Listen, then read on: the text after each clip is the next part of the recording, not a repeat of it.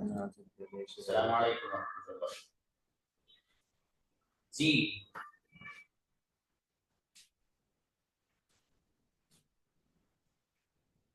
देखिए, आज का जो लेसन है, आज का जो सबक है हमारा, उसमें हम जो इंग्लिश कम्युनिकेशन में बेसिक थे वो सीखते हैं। जैसे मैंने कल बताया भी था कि इंग्लिश का बेसिक अलग होता है, इंग्लिश कम्युनिकेशन की जो दुनिया है इसका बेसिक अलग होता है। तो मैं जो आपको बता रहा हूँ ये उसका बेसिक है अकॉर्डिंग टू मी। किसी और के नजदीक हो सकता है कोई और चीज बेसिक हो, लेकिन मेरे नजदीक ये बेसिक है जो मैं आपको पढ़ा रहा हूँ। ये जो मैं एक्सप्लेन करूंगा यहाँ पर, रैंडमली किसी का भी नाम लेकर पूछा जा सकता है कि क्या समझाया गया है, वो आपको बताना ही है। ठीक है, इसलिए आप फुल तवज्जो और फुल्ली कंसंट्रेशन के साथ आप सुनिएगा कि क्या बताया जा रहा है। ठीक है, जो डाउट्स हैं आपके वो भी क्लियर किए जाएंगे। ठीक है, और मैंने डाउट क्लियर के बारे में पहले भी बताया था। कभी कभी होता है कि स्टूडेंट्स ज्यादा होते हैं। ठीक है, तो अगर किसी को मौका नहीं मिला यहाँ क्लास में कुछ पूछने का, इसका ये मतलब नहीं है कि वो उनका जो डाउट है वो वैसे ही रहेगा, नहीं। बल्कि आपको पास ऑप्शन है, मेरा नंबर आपके पास है। अगर मैं कभी कॉल रिसीव ना करूं, आप उसमें वॉइस मैसेज लीव कर दीजिए। आप मुझे वॉइस मैसेज करिए, इंशाल्लाह जो कंफ्यूजन आपका होगा उसको दूर किया जाएगा। ठीक है, तो कभी कभी ऐसा होता है कि जो क्लास है, क्लास में कई लोग हैं जो किसी भी चीज के बारे में पूछना चाहते हैं, लेकिन सबको मौका नहीं मिल पाता है। जाहिर है कि 45 मिनट्स की क्लास है, इसमें सबको मौका मिल जाए एक ही दिन में, ये मुमकिन कभी कभी नहीं हो पाता है। अच्छा, कभी कभी हो भी जाता है। अच्छा, जब प्रैक्टिस होती है उसमें भी मैं ये कराता हूँ। फॉर एग्जाम्पल, आज अगर आप में से 25 स्टूडेंट्स ने प्रैक्टिस की है, तो मेरे यहाँ पर 25 जिन्होंने प्रैक्टिस की है वो यहाँ पर उनके नेम के आगे एक मार्क लगा हुआ है, इनकी प्रैक्टिस हुई है। जिनको आज मौका नहीं मिल पाया है, कल जो प्रैक्टिस होगी तो उन लोगों को पहले मौका दिया जाएगा जो रह गए। तो खुलासा ये हुआ कि यहाँ पर जो आपने ज्वाइन किया है, यहाँ कोई भी एक बंदा ऐसा नहीं रहेगा जिसको ये लगे कि सर मुझ पे फोकस नहीं कर पा रहे। ठीक है, इंशाल्लाह ऐसा नहीं होगा। अब देखिएगा, आज का जो लेसन है वो स्टार्ट होने जा रहा है सेंटेंस। सेंटेंस, आप पहले इसका तलफ्फुज, इसका प्रोनाउंसिएशन आप देख लीजिए।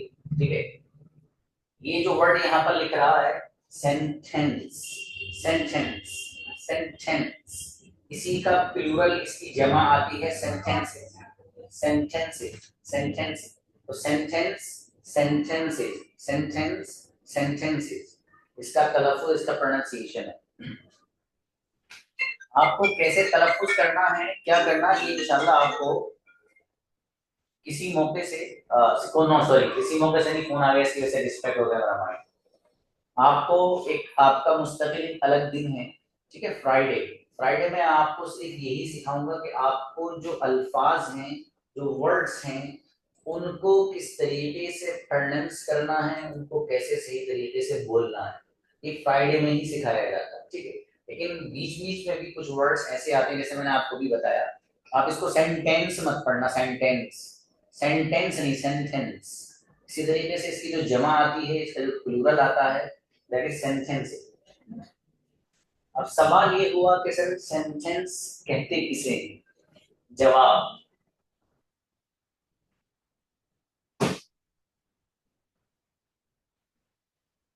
ये अंग्रेजी में यहाँ पर इसकी डेफिनेशन, इसकी तारीफ लिखी हुई है। बहुत सारे लोगों को यकीनन आती होगी और कुछ लोगों को शायद नहीं आती होगी। कोई मसला नहीं, जिनको आती है वो भी सुन लीजिए, जिनको नहीं आती है वो भी सुन लीजिए। सबसे पहली बात, ऊपर जो सेंटेंस लिख रहा है, इसको उर्दू में ट्रांसलेशन अगर किया जाए तो कहा जाता है इसको जुमला। इसी सेंटेंस को कहा जाता है जुमला। ठीक है, अब सेंटेंस की जो डेफिनेशन है उसको जरा थोड़ा सा हम समझ लेते हैं। A group of words which make a complete sense is called sentence. बहुत सारे चंद अल्फाज हैं, यूं कह लीजिए बहुत सारे वर्ड्स। ठीक है, एक ये वर्ड है, एक ये है, एक ये। इनको जो मैंने मिलाया वो एक ग्रुप बन गया। अब ये जो अल्फाज हैं, ये जो वर्ड्स हैं, उनका जो ग्रुप बना है, ये ऐसा ग्रुप ऑफ वर्ड बन गया कि जिससे मुझे एक मुकम्मल माना समझ में आ रहे हैं, पूरी बात मुझे समझ में आ रही है। तो ये जो ग्रुप ऑफ वर्ड है, अल्फाजों का जो मजमुआ है, इसके बारे में कहा जाएगा कि ये सेंटेंस है। एक बार फिर सुनिएगा, कई सारे वर्ड्स हैं, ठीक है, उन वर्ड्स को जब मिलाया तो एक ग्रुप बन गया। जाहिर ग्रुप कहते हैं इसको कि जो एक से ज्यादा बंदे होते हैं, 3 4, जो ग्रुप बन जाते हैं, ठीक है। अब कई सारे वर्ड्स हैं, उनको हमने एक जगह इकट्ठा कर लिया, ठीक है। अब एक जगह इकट्ठा करने के बाद एक ग्रुप ऑफ वर्ड्स बन गया, ये अल्फाज का एक मजमुआ बन गया। तो ये जो अल्फाज का मजमुआ अगर ऐसा है कि इससे पूरी बात समझ में आ रही है, कंप्लीट मीनिंग समझ में आ रहा है, तो इस ग्रुप ऑफ वर्ड्स को, इस अल्फाज के मजमुए को कहा जाएगा कि सेंटेंस है। और अगर कभी कभी ऐसा होता है कि अल्फाज तो होते हैं, ग्रुप ऑफ वर्ड भी होगा। For example, the way you. अब देखिए,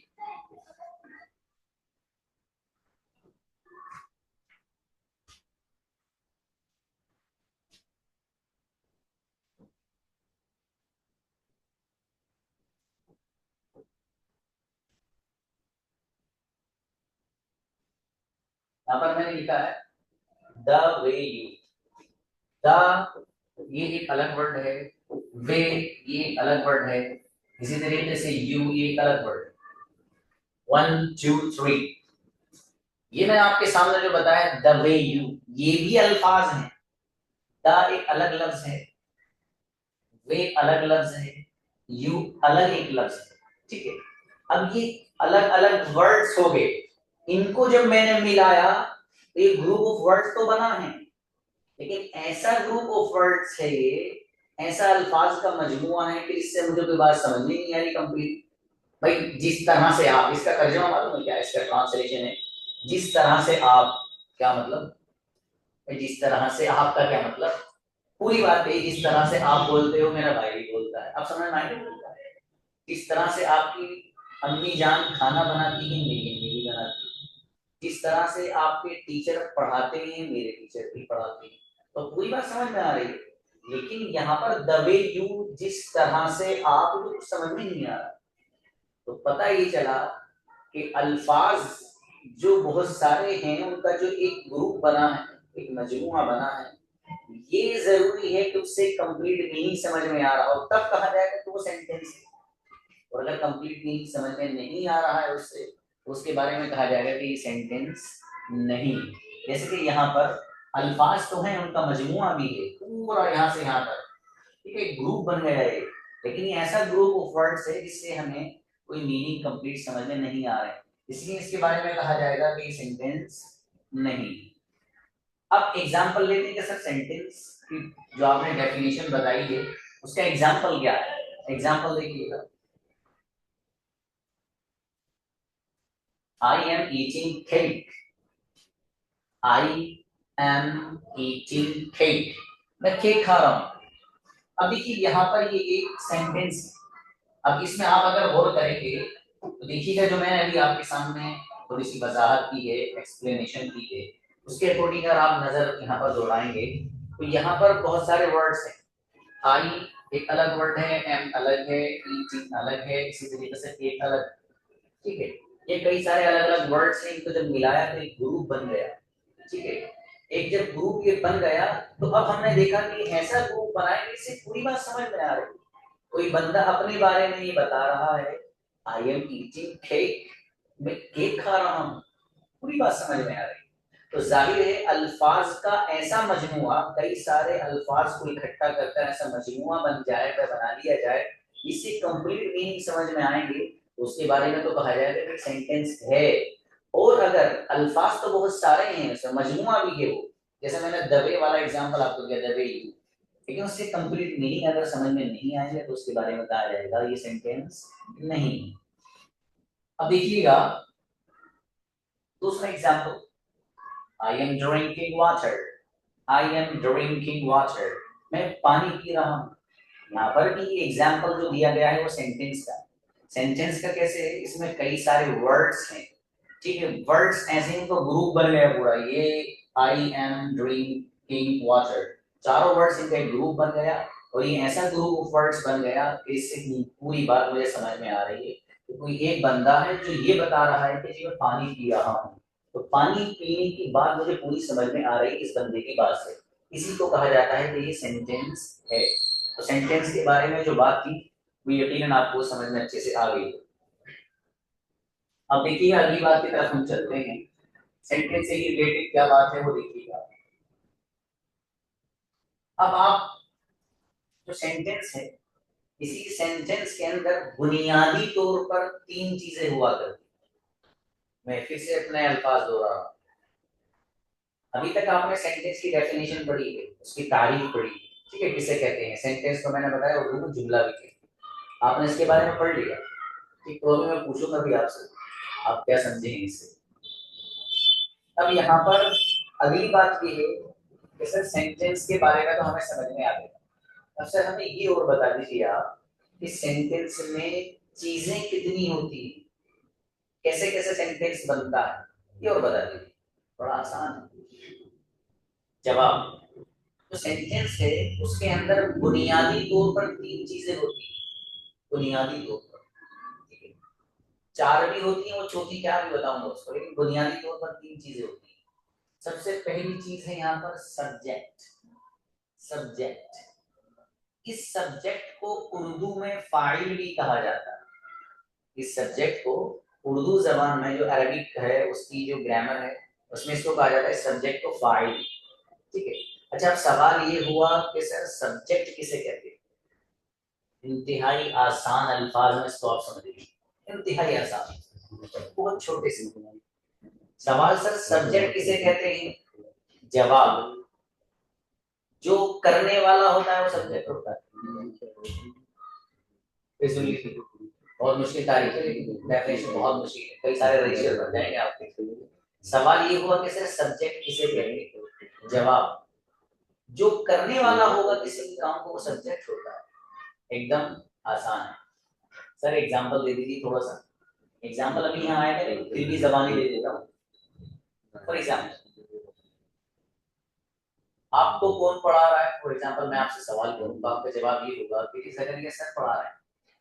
अब यह सवाल ये हुआ कि पढ़ाने वाला कौन है आपको, आप कहेंगे जकरिया सर, तो यहाँ पढ़ाने वाला मैं हूं, तो मैं हुआ सब्जेक्ट। इसी तरीके से घर पे अम्मी जान कुरान करीम की तिलावत कर रही है फॉर एग्जाम्पल, ठीक है।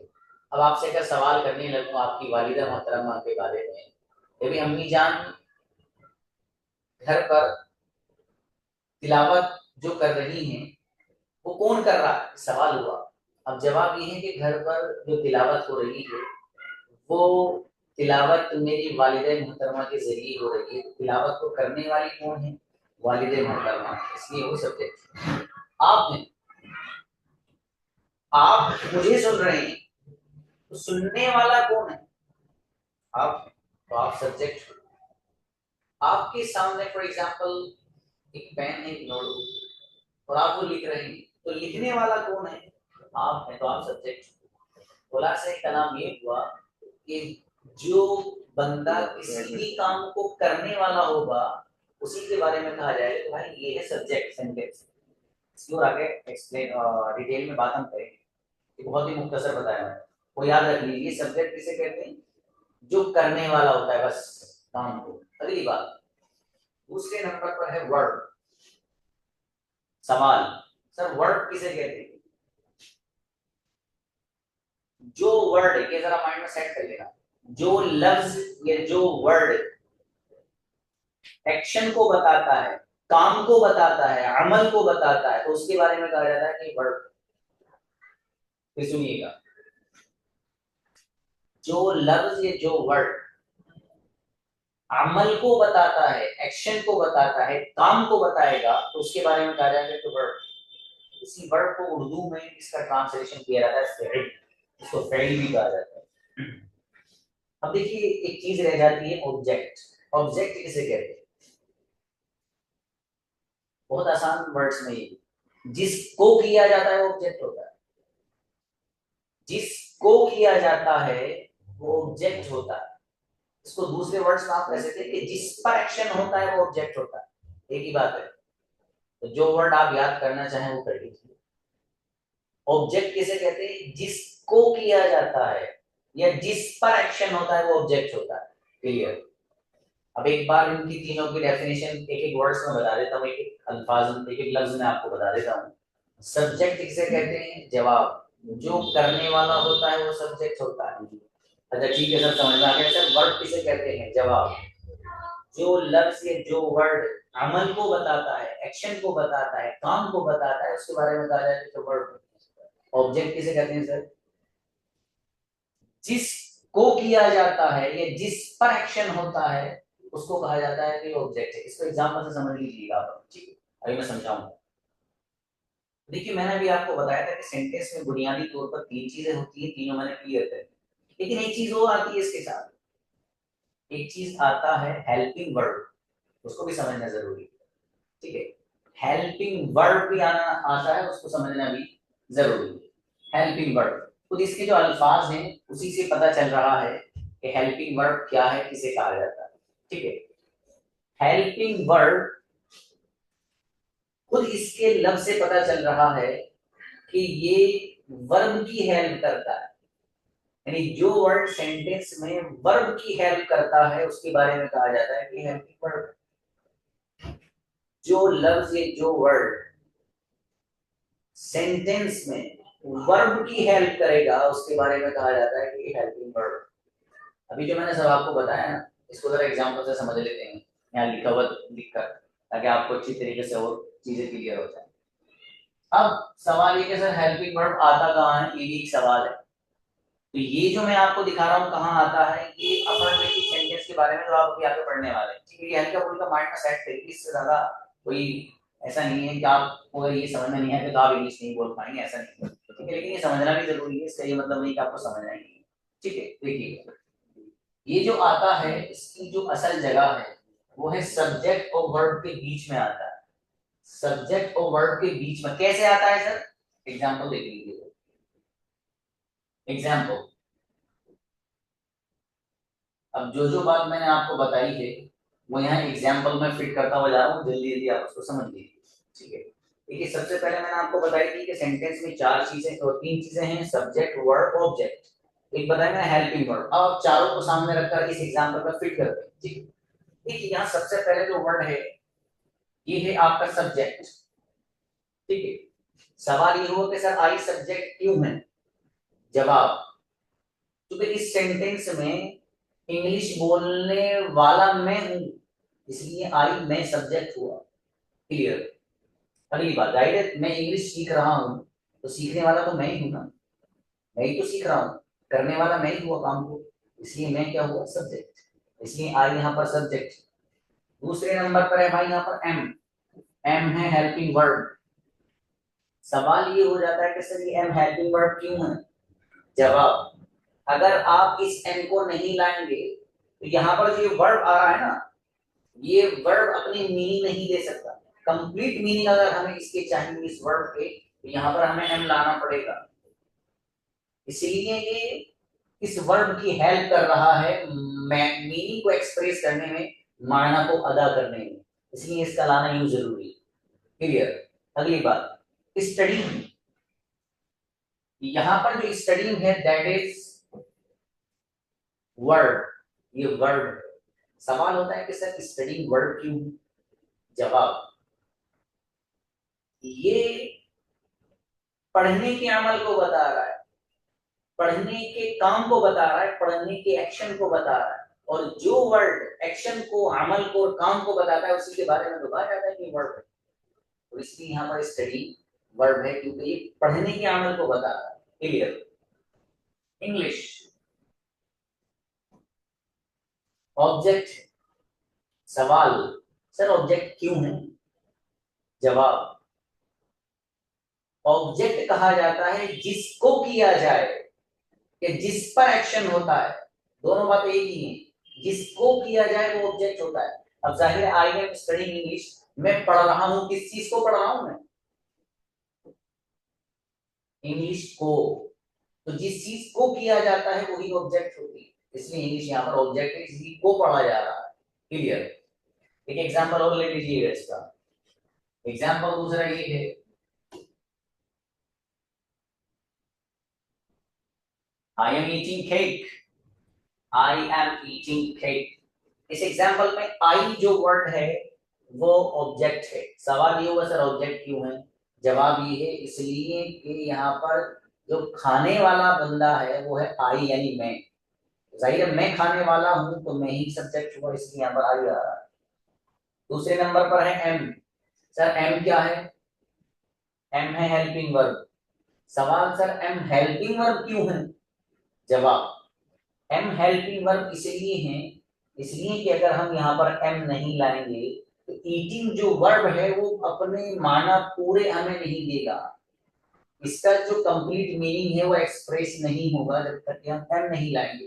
इसलिए यहाँ पर एम की हेल्पिंग वर्ब है, वर्ब की हेल्प कर रहा है मीनिंग को एक्सप्रेस करने में, मीनिंग को पूरा करने में। क्लियर। ईटिंग क्या है सर? ये वर्ब है। सवाल सर वर्ब क्यों है? जवाब कि ईटिंग एक ऐसा लफ्ज है, ऐसा वर्ड है जो एक अमल को बता रहा है, काम को बता रहा है, खाने के काम को। और जो वर्ड अमल को बताता है, एक्शन को बताता है, उसी के बारे में कहा जाता है कि वर्ब है। इसलिए यहाँ पर ईटिंग वर्ब है। क्लियर। केक। सर केक क्या है? जवाब ये कि ऑब्जेक्ट है। सवाल ये हुआ कि सर ये केक ऑब्जेक्ट क्यों है? जवाब इसलिए कि जिस चीज को किया जाता है वही ऑब्जेक्ट होती है ना, ये जिस पर एक्शन होता है वो ऑब्जेक्ट होती है। इस एग्जांपल में मैं कह रहा हूं कि मैं खा रहा हूं, तो मैं किस चीज को खा रहा हूं भाई? केक को खा रहा हूं मैं। तो जिस चीज को किया जाता है वही ऑब्जेक्ट होती है, इसलिए यहाँ पर आई मीटिंग केक में जो केक है दैट इज ऑब्जेक्ट, ये ऑब्जेक्ट। ठीक है।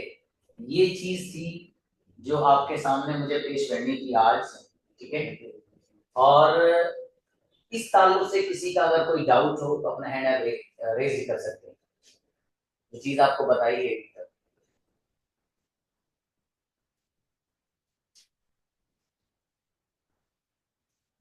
किसी को कोई डाउट नहीं? क्लियर। देख लीजिए। अच्छा दूसरी बात ये है कि मैंने आप लोगों को बताया था अभी भी, देखिए किसी का नंबर वो मैंने कल भी बताया था 941263, पता नहीं किसका है मेरे भाई। आप इसमें अपना नेम लिख लीजिए प्लीज, मेरी आपसे गुजारिश है। फिर आप ये मत कहिएगा कि सर हमें आगे एंट्री नहीं होगी। देखो मेरे कई सारे बैचेस चलते हैं, एक बच्चा दूसरे में ना घुसे, दूसरा इसमें ना घुसे, ये मेरा सिस्टम है। मैं जो नेम आप डालेंगे मैं उसके अकॉर्डिंग एंट्री करूंगा, एक दो दिन तो चल सकता है वो। फिर आप प्लीज शिकायत मत करिएगा सर मेरे में तो ज्वाइन ही नहीं हो पा रहा। आप ज्वाइन तभी होंगे जबकि आप जिस नाम से आपने मेरे एनरोल कराया ना अपना नेम, आप वो नाम अपना यहाँ डालें, आपकी जो फाइल है मेरे सामने आना चाहिए। ठीक है। इसके ताल्लुक से कोई वीडियो बहुत सारी यूट्यूब पर आप देख लीजिएगा कि जूम आईडी, जूम में यूजर नाम, यूजर जो नेम होता है उसको कैसे बदलें या कैसे ऐड करें, जो भी है वहां पर बहुत सारी वीडियोज आपको मिल जाएगी। 2-3 मिनट की भी आप अगर कोई वीडियो भी देखेंगे तो आपको तभी समझ में आ जाएगा। वरना आप जब ज्वाइन करते हैं तो वो नेम मांगता है, आप उसी नेम से ज्वाइन कर रहे हैं, किसी और से कर रहे हैं। ठीक है। तो प्लीज मेरी यही गुजारिश है, फिर आप शिकायत मत करिएगा, बस मैं इतना कहना चाहता हूँ। ठीक है। इसमें अभी भी कुछ लोग किसी के मोबाइल का ही नाम, अच्छा जाहिर है मोबाइल का नाम है, क्या मालूम भाई आपको मोबाइल का क्या नाम है, कौन सा आप मोबाइल इस्तेमाल करते हैं।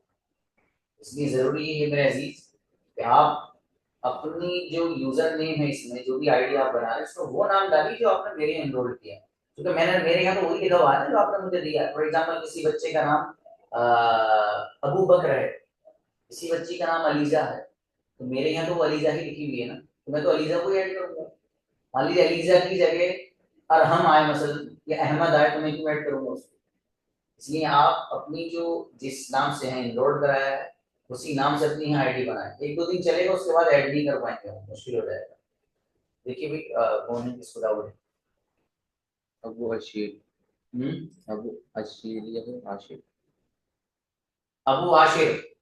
जी अस्सलाम वालेकुम। वालेकुम अस्सलाम प्लीज। जी, मुझे एक बार वर्ब के बारे में आप दोबारा बता देंगे तो ज्यादा बेहतर रहेगा। वो मुझे थोड़ा समझ में नहीं आया, वर्ब का क्या काम है। बेहतर है। देखिएगा वर्ड, सेंटेंस में जो वर्ड, जो लफ्ज अमल को बताता है, एक्शन को बताता है, काम को बताता है, उसके बारे में कहा जाता है कि यह वर्ड। अब जैसे इसमें यहाँ पर देखिए आप दोनों जगह आई एम स्टडीइंग इंग्लिश, ये पूरा सेंटेंस है कि मैं पढ़ रहा हूँ। अब इस पूरे सेंटेंस में ये जो अमल है पढ़ने का, इसको कौन सा लफ्ज बता रहा है? जाहिर आप ये कहेंगे सर स्टडीइंग बता रहा है। जब स्टडीइंग इस काम को बताएगा तो जाहिर है स्टडीइंग के बारे में कहा जाएगा कि word.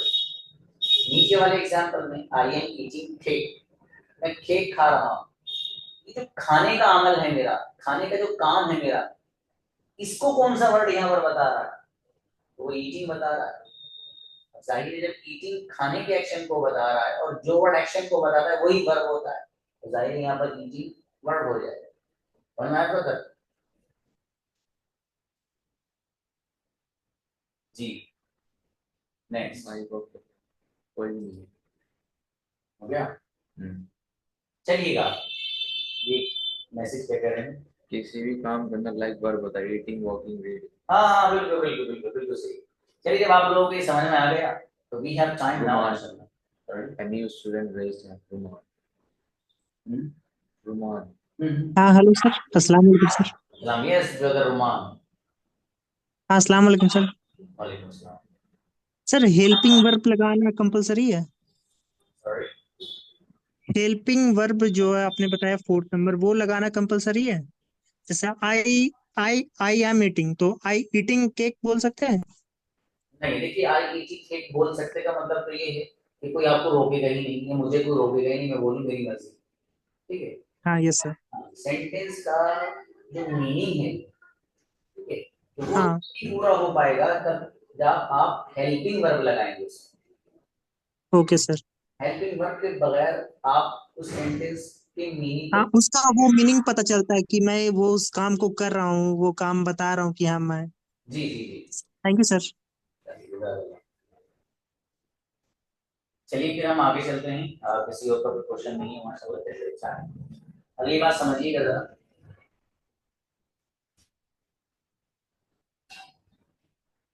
Kinds of sentences. Sentences के काइंड्स, जुमला जो है इसके किस्में कितनी है, और मैं आपके सामने काइंड्स ऑफ सेंटेंसेस में वो लेकर आ रहा हूँ जो मुझे जिनसे आपको ज्यादा काम करवाना है, ये जो ये कह लीजिए ज्यादा काम आने वाले काइंड्स ऑफ सेंटेंसेस। बहुत सारे लोगों ने 4 भी गिनाए हैं, बहुत सारे लोगों ने जो ग्रामर के राइटर्स हैं उन्होंने किसी ने 5 भी गिनाए हैं, ठीक है, इन्होंने इससे ज्यादा भी किए, उनके अपने ऊपर है, उनसे वैसे यहाँ जो आप सीख रहे हैं वो ग्रामर नहीं सीख रहे, यहाँ पर आपको सीखना है communication, how to speak, how to interact with the people in English language. English में, अंग्रेजी जबान में कैसे कैसे से बात करनी। Now you are joining here to be like that, ठीक है। अब उसमें लेकिन कुछ चीजें ऐसी होती है, इतनी बेसिक ग्रामर होती है तो उसको समझना तो जरूरी ही रहता है, तो जिसका समझना जरूरी ही रहता है वो ही समझा रहा हूँ, ठीक है।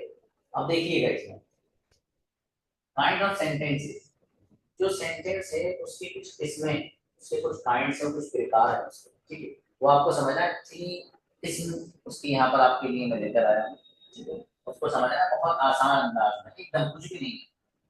सबसे पहले यहाँ पर लिखा है अफर्मेटिव, अफर्मेटिव, अफर्मेटिव नहीं, अफर्मेटिव। ये जो अफर्मेटिव है ये कौन सा सेंटेंस होता है? बहुत आसान अल्फाज में बता रहा हूँ, उसको भी याद रखिए बस आप। जिसमें हाँ हो अफर्मेटिव। सवाल ये हुआ कि सर अफर्मेटिव सेंटेंस किसे कहते हैं? जवाब, जिसमें हाँ हो अफर्मेटिव। एग्जांपल दे दीजिए सर, देखिएगा आई एम स्टडीइंग इंग्लिश, मैं इंग्लिश पढ़ रहा हूँ। ये सेंटेंस ऐसा है कि इसमें आप ये बता रहे हैं कि मैं कोई काम करता हूँ, इसमें हाँ है। जाहिर है जिस सेंटेंस में हाँ होगी वही अफर्मेटिव होगा। करोड़ों बना सकते हो आप, मैं इंग्लिश बोल रहा हूँ, मैं अरबिक बोल रहा हूँ, मैं आपसे मिलने आ रहा हूँ, मैं दिल्ली जा रहा हूँ। ये सारे के सारे वो सेंटेंसेस हैं कि जिनमें हाँ है, और जिस सेंटेंस में हाँ हो उसी के बारे में कहा जाता है कि दैट इज अफर्मेटिव, ठीक है। तो खुलासा ये हुआ कि अफर्मेटिव सेंटेंस किसे कहते हैं? जवाब, जिसमें हाँ हो। क्लियर। अब देखिए दूसरा भी देखिएगा, नेगेटिव। इसको आप निगेटिव मत पढ़िएगा, निगेटिव नहीं होता है, नेगेटिव, नेगेटिव। इसको जो मैं पूछ रहा हूँ ना आपसे वैसे ही पूछूंगा भाई, ठीक है। इसको निगेटिव नहीं, इसको आपको पढ़ना है negative, negative, negative, negative. Negative sentence कौन सा होता है? बहुत आसान वर्ड्स में बता देता हूँ, याद कर लीजिए।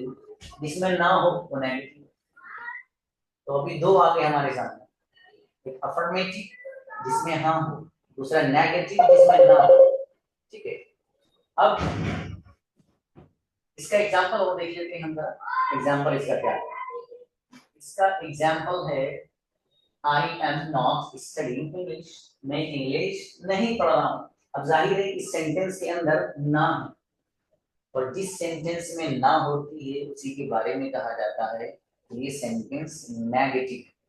तो दो बातें होंगी भाई। सबसे पहली जो किस्म है, सबसे पहली जो काइंड है वो है अफर्मेटिव, जिससे पहले बताया। जिसमें हाँ हो वो अफर्मेटिव है, जिस सेंटेंस में ना हो वो नेगेटिव। बस सिंपल एकदम, कुछ भी नहीं इसमें। आगे लिखिएगा जरा।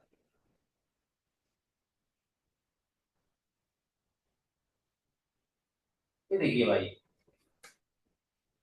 इसका प्रोनाउंसिएशन तो कमाल का है, कमाल का प्रोनाउंसिएशन है इसका भाई, ठीक है।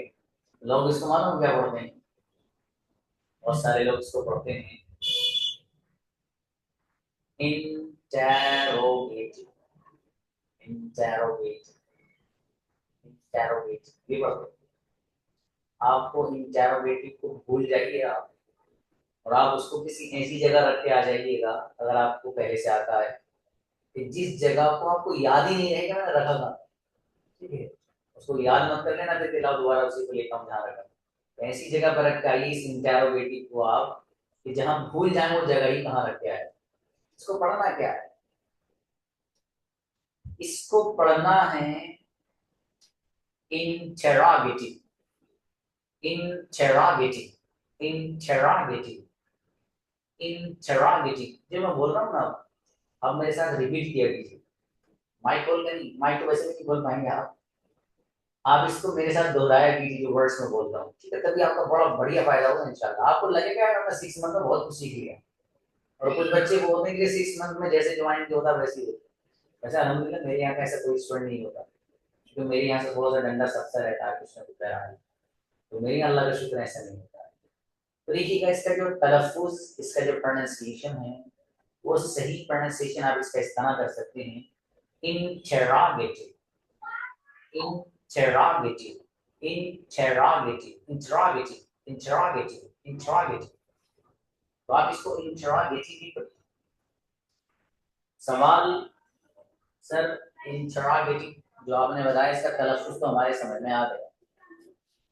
सर ये तो बता दीजिए कि इंटरोगेटिव सेंटेंस किसे कहते हैं? बहुत आसान अल्फाज में, जिसमें सवाल होता है वो इंटरोगेटिव होता है। जिस सेंटेंस में सवाल होगा, सवाल किया जाएगा, सवाल पूछा जाएगा, उसी के बारे में कहा जाएगा कि इंटरोगेटिव है, इंटरोगेटिव, ठीक है। तो देखिए इंटरोगेटिव सेंटेंस किसे कहते हैं? जवाब जिसमें सवाल होता है। क्लियर? अगली बात बहुत अहम है जो समझना हर एक के लिए जरूरी है, बहुत अहम। मैं बहुत वर्ड बोल रहा हूँ, इसका मतलब है कि वाकई अहम है, मुझे भी क्या जरूरत है बार बार बहुत वर्ड बोलिए, तो वैसे के अंदर ही समझ लो इसका मतलब है कि अहम। आप अगर ध्यान से सुनेंगे एक बार में आ जाएगा समझ में इंशाल्लाह। गौर से सुनिए। इंट्रोगेटिव सेंटेंस के बारे में मैंने आपको बताया कि जिसमें सवाल होता है वो इंट्रोगेटिव होता है। ये बात क्लियर है ना? आपको सबको समझ में आ रहा है। लेकिन ये जो इंट्रोगेटिव सेंटेंस है ये दो तरह से बनता है भाई। इंट्रोगेटिव सेंटेंस दो तरह से बनता है। पहले कैसे बनता है वो सुनिए। पहला तरीका इसका ये है कि उस सेंटेंस को इंट्रोगेटिव बनाने के लिए, सवाल वाला बनाने के लिए हमें अलग से कोई सवाल वाला लफ्ज उसमें लाना नहीं पड़ता, बल्कि सेंटेंस में जो हेल्पिंग वर्ब होता है ना उसको उठा के शुरू में रख देते हैं, खुद ब खुद वो इंट्रोगेटिव सेंटेंस बन जाता है। फिर सुन लीजिए ये वाली बात, ये भी एग्जांपल से समझाऊंगा आपको, आपके माइंड में थोड़ा सा डाल रहा हूँ। इंट्रोगेटिव सेंटेंस दो तरह से बनता है। पहला, जो सेंटेंस है उस सेंटेंस में जो हेल्पिंग वर्ब है उसको उठाकर शुरू पर रख देते हैं तो इंट्रोगेटिव बन जाता है। बस सीधी सी बात समझिए, ये बात क्लियर हो गई तकरीबन। दूसरा तरीका, इंट्रोगेटिव बनाने का जो दूसरा तरीका है, इन पहलू की जो दूसरी किस्म है इंट्रोगेटिव जिसको बनाया जाता है, उसमें क्या करना होता है, ये बड़ा आसान तरीका है। जो सवालिया अल्फाज हैं, जो क्वेश्चन वर्ड्स हैं, उनमें से किसी क्वेश्चन वर्ड को, सवालिया लफ्ज को उठाकर शुरू में रख देते हैं सेंटेंस के, तो वो भी इंट्रोगेटिव बन जाता है। इसके एग्जांपल से समझ लेते हैं, मैंने आपको वैसे समझाया और क्लियर होगा, परेशान मत होइए जिनको नहीं आया। इसके एग्जांपल देख लेते हैं। एग्जांपल है यहाँ पर, आर यू स्टडीइंग इंग्लिश, क्या आप इंग्लिश पढ़ रहे हैं। तो आर यू स्टडीइंग इंग्लिश, इस एग्जांपल में मालूम है क्या हुआ, कुछ भी नहीं। हेल्पिंग वर्ब आर आता ही है, जैसे बोलते हैं you are speaking English, you are speaking English, आप इंग्लिश बोल रहे हो। तो इस सेंटेंस में जो आर है इसको उठाकर शुरू में रख दिया। देखिए यहाँ पर सबसे शुरू में नजर आ रहा है आपको आर, ये हेल्पिंग वर्ब। ये सब आप, अच्छा ये सवाल है को किसी के जहन में आ सकता है, हमें ये कैसे पता चलेगा कौन सा हेल्पिंग वर्ब कहाँ आना है, तो टेंशन मत लीजिएगा, सब डिटेल में पढ़ने वाले। सिर्फ इतनी सी बात समझ ली जो मैं समझाना चाह रहा हूँ। ये जो इंट्रोगेटिव सेंटेंस है ये दो तरह से बनता है। पहला तरीका ये है कि सेंटेंस में जो हेल्पिंग वर्ब है उसको उठाते हैं, शुरू में रख देते हैं, तो खुद ब खुद इंट्रोगेटिव बन जाता है, एक तरीका। दूसरा तरीका ये है कि इंट्रोगेटिव बनाने के लिए अलग से कोई ना कोई वर्ड उठाना पड़ता है हमें, अलग से सवालिया जो अल्फाज हैं जिनको डब्ल्यूएच फैमिली वर्ब कह सकते हैं, उनमें से किसी न किसी वर्ड को उठाना पड़ता है, तब जाकर वो इंट्रोगेटिव बनता है। जैसे यहाँ पर वाई, ये जो वर्ड आपको नजर आ रहा है,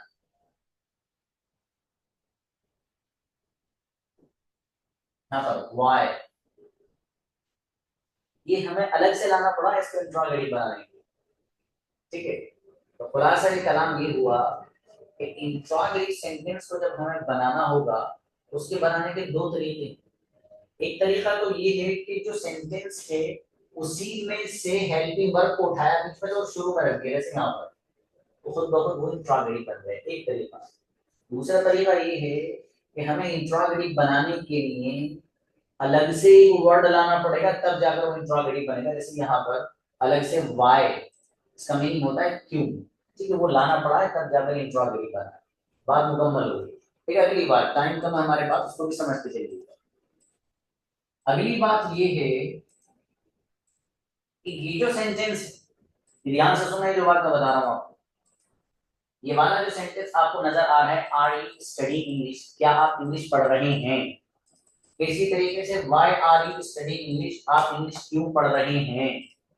ये दोनों के दोनों सेंटेंसेस में हाँ आ रहा है, हाँ भाई क्या आप इंग्लिश पढ़ रहे हैं, तो हाँ है ना इसमें, ना तो नहीं है। इसी तरीके से आप इंग्लिश क्यों पढ़ रहे हैं, इसमें हाँ है ना, आप इंग्लिश क्यों पढ़ रहे हैं। तो दोनों सेंटेंसेस में हाँ है, और जिस सेंटेंस में हाँ होता है उसके बारे में कहा जाता है कि अफर्मेटिव होता है।